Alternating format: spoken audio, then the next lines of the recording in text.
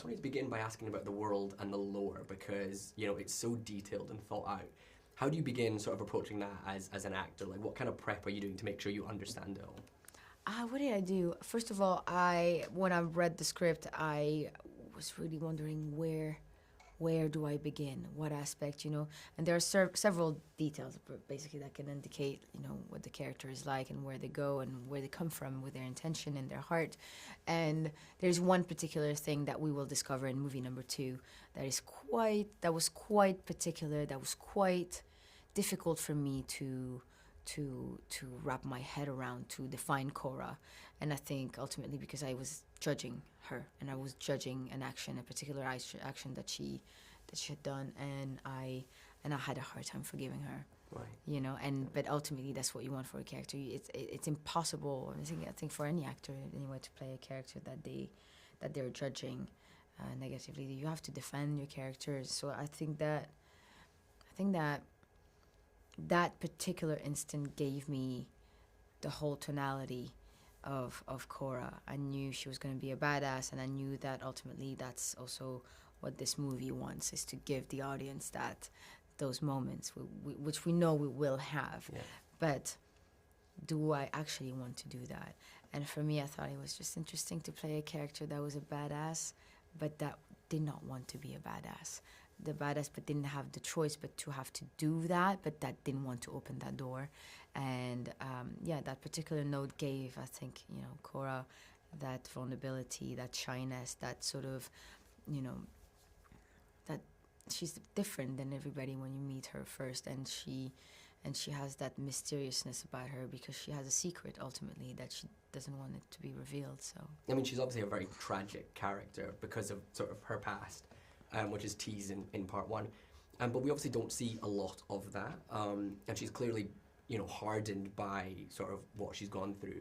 What are the challenges of, like, playing a character where so much of them exists in between the lines and, you know, exists in things that we're not necessarily told?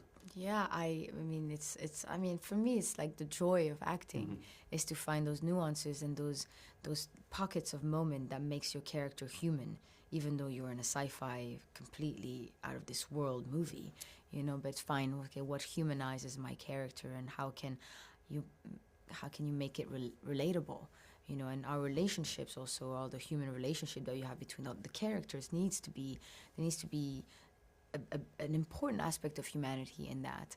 And yeah. I mean, and I just wanted to talk about the practicality of the film because, you know, it is set in sort of this other world, but, you know, so much of what we're seeing is practical. Yeah. What's it like when you walk onto set and, like, everything is, like, realized in front of you? Yeah, I mean, it just, as an actor, it just saves you the hassle, you know, of it's just right there. You just have to be and not do that much work. You just exist. If you've done your work and learned your lines, you can just exist within the space.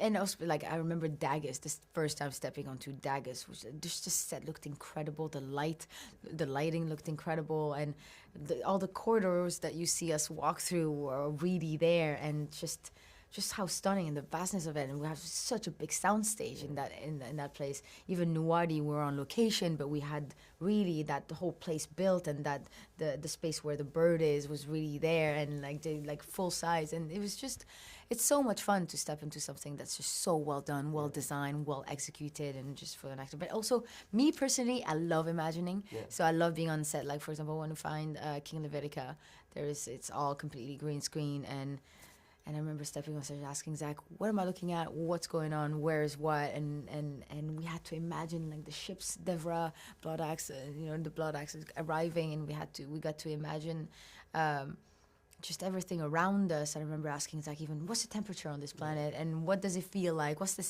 does it sound like around us? And I love imagining things just like a kid does, you know, like when you're on set. I love being like a kid and imagining things. So anyway, so I enjoy green screen. You know, you talk about that. What's it like? What's the practicality of fighting a giant spider monster, for example? Like, what does that entail?